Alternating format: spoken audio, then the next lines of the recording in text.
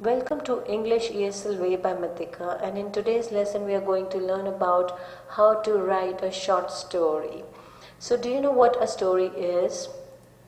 Actually, it is a tale that is made for entertainment or retelling of something that occurred or a piece of gossip that is being spread. You could call it as something that tell about a single event or experience, or in other words, it is not usually the multiple situation. Actually, there are two types of stories which a writer could write. It could be a fiction and a non-fiction, which is also called as anecdotes. So what is a fiction? It is a type of story that is written about imaginary characters and events which are not based on real people and facts. Everything is made up in that stories. Have you ever heard about types of fictions? Actually, there are various types of fiction, and one of is that a fable in which author uses an animals as character to teach practical lessons, and the other one is the parable in which author uses the real situation of life to teach a moral lessons, and the last one is the drabble, which is a quite short story to teach you a lesson in a short span of time. And anecdotes are the stories which are based on a real situation. They are the true stories. Now moving on, we are going to understand the elements of the short story. Each story has certain elements. So what are these? These are setting, your characters in the story, your plot of the story, the theme of the story, and the point of the view of the story. So moving on, we are going to understand them, all of them in detail. So what is the setting of a story? Do you know what is it? Actually, setting of a story is very important to writer. Through this, they tell us about what time period it is, where does it takes place, what is the weather like, what season is it in. So writer answers these questions through their setting. So let's look at the example of some settings, like a hot sunny day at the beach showing summertime, a cold rainy night at the haunted house, or a night in the castle, an astronaut in the space showing future time. So do you think every story writer introduce their story using these simple ways and tell directly about the settings like a long time ago in a big castle? No, some authors move a mile ahead to present their setting to the audience by showing, not telling. So how do they do so? What they do, they describe the things that they might see, hear, feel as if they were really there. In other words, they don't tell directly about their setting, about their characters. Let's understand with the help of an example. After reading, you will yourself discover the place where you are. So let's read it. The automatic doors opened swiftly as Gia strode in. She glanced quickly at the clusters of sign and pressed on down the white polished corridor. Ahead of her, a set of double doors flew open and a trolley pushed by 5 concerned faces passed rapidly by. The smell of antiseptic caught at the back of her throat. Pushing through the doors at the end of the corridor, she emerged into brightly lit room. Rows of plastic seats groaned with injured people. Where was Meenal? The call had been brief. All she knew was that Meenal was here somewhere. So here author has used the verb like glanced, smell, groan to indicate about the place where the characters of the stories. So can you tell me where are they? They are in the hospitals. So in my point of view, the going simple to complex way is a good way to move ahead to write your stories. So let's understand about the characterization now. What is a characterization? Means who is that person in the stories. So this is how the writer or author creates its character in the stories and make them believable. So it is a way through which the writers develop their characters in the stories, and there are two types like direct characterization and indirect characterization. So in direct categorization, the author takes the direct approach to introduce the character, like they tells the reader what a character is like directly. They simply tell by starting by describing them. For example, Sherlock Holmes is a clever and resourceful person, Dracula is an evil vampire. They told directly to us how are the characters, right? And indirect characterization is more subtle way of introducing the character to the audience. The audience has to deduce the characteristics of a character as a hero or a villain in the story by observing the appearance or the manner of the communication of the characters or behavior in the story. So you, as a part of author, you need to decide which part of characterization you are going to involve in your stories. So what are the characters? What are the kind of characters you have in the stories? It can be a protagonist, the main character of the story. For example, Alice from Alice in the Wonderland, Tarzan from Tarzan, and Cinderella from the Cinderella story. So let's talk about, you can call them hero of the stories. Now, what is an antagonist? It is the character that protagonists struggle against. It is the bad guy. We also call it as a villain on the story. So there are also the subordinate characters, meaning the characters who do not play the major role in the stories, like the evil stepsisters from Cinderella. They are called as backup characters in movies. There are also other characters like round characters. So they are well developed characters. The author tells the reader a lot about the characters. So tell me, in your opinion, is a round character more likely to be a protagonist or a subordinate? Yes, you're right. They are like protagonists. In other words, they are supporting characters. Do you remember the story Cinderella? So the prince was like a round character, was a supporting character. And there are some flat characters which are not developed. Readers know very little about them. For example, the butler in the Cinderella story, the dad and God fairy mother. So they were the flat characters in the story Cinderella. Moving on, the next element is a plot which has various elements of its own. It tells about the series of event which happens in the story, what is happening to whom and why in the story.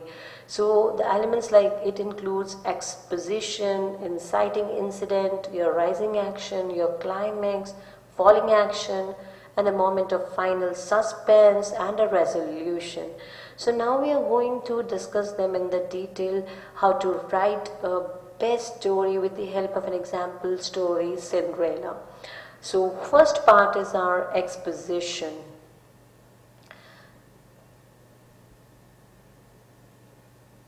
And through exposition, your characters and settings is introduced, right? So, for example, the setting of time and setting of place and the Prince Palace ballroom of the Cinderella story. The time setting was the story takes place a long time ago in a land ruled by a king and a queen, and the place setting was like a kitchen where Cinderella was sitting all by herself. There was a burst of light and a fairy appeared, and the ballroom setting was like when Cinderella entered the ballroom at the palace, everyone stopped in mid-sentence to admire her elegance, her beauty and grace. And how these things were introduced in the story, let's understand. Once upon a time, there lived an unhappy young girl. Unhappy she was, for her mother was dead. Her father had married another woman, a widow with 2 daughters, and her stepmother didn't like her one little bit.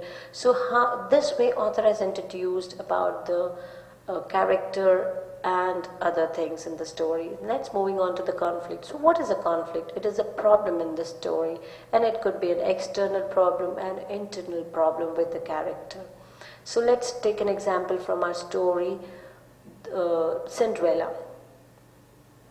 So these the conflicts that happened in the stories are the external conflict was Cinderella versus her mother, because when she asked to go to the party, her stepmother would decline her wish and said, "You, my dear girl, you are staying at home to wash the dishes, scrub the floors and turn down the beds for your stepsisters. So they will come home tired and very sleepy." Internal conflict was Cinderella versus herself, because she thought that she was not fit in to go to the palace and she was ugly, etc., etc. This happened. So moving on, we are going to understand what is the inciting incident. It is the incident when the conflict is introduced in the story. Now we are going to understand about the rising actions. So what are rising actions? These are the events that leads up to the climax after the inciting incident and before the climax are referred as rising action. There are many rising action which could lead you to the climax of the story. So the rising action in the story Cinderella's were her stepmothers and stepsisters always treated her harshly like she was a slave. Her stepmother and stepsisters did not allow her to go to the dance party in the palace. The fairy godmother and her animal friend helped her to go to attend the party. So these were some rising action that happened in the stories. Moving on, we are going to understand the climax of the story.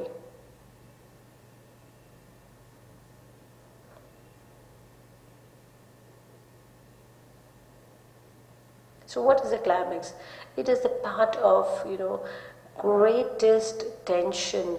It is the part where the story changes, right? It is the conflict which can be addressed now. Maybe the protagonist can be so confident enough to handle the antagonist now. And we are going to understand what are the falling actions and resolution also. So what was the climax of the story Cinderella?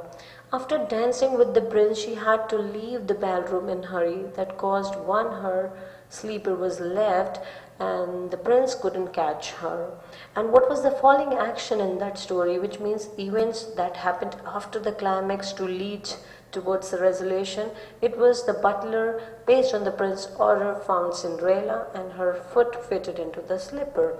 So this is how the story is coming towards the end now, and resolution, which tells you that all the problems have been resolved now, or events after the conflicts. Now we are going to understand the theme of the story. What is a theme? Do you know about that?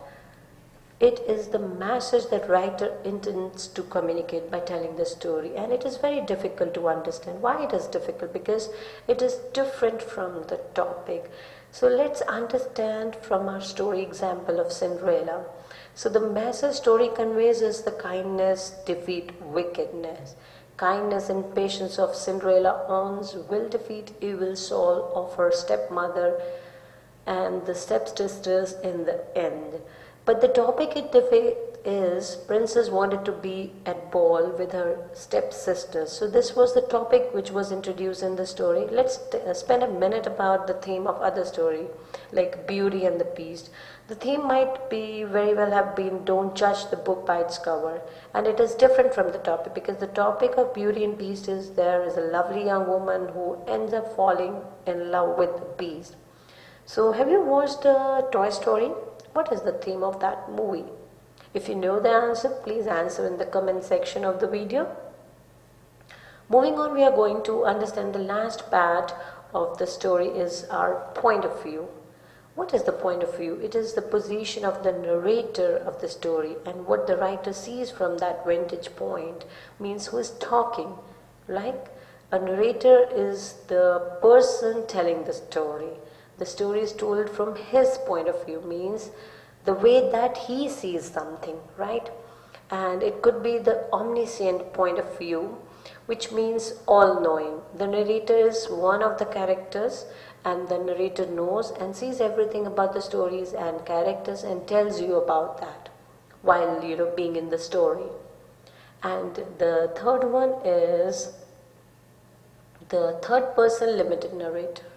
A third person limited narrator knows everything like an omniscient narrator, and it is not the character in the story. However, the narrator limits his focus to a single character in the story. And the last one is the first person narrator, in which the narrator is a character in the story who is experienced and the event is first hand. He refers to himself, I and or me. It is the present time stories which is happening at the time of speaking. And some first person narrators are credible or believable, rather others are not credible.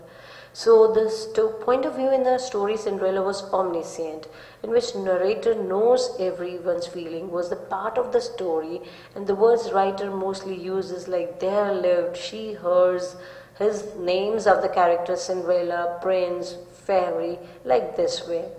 So I hope you understood well the point of view, the theme, the plot, and the other elements of the story, and you are, able to write the good story. So with this, I would like to thank you.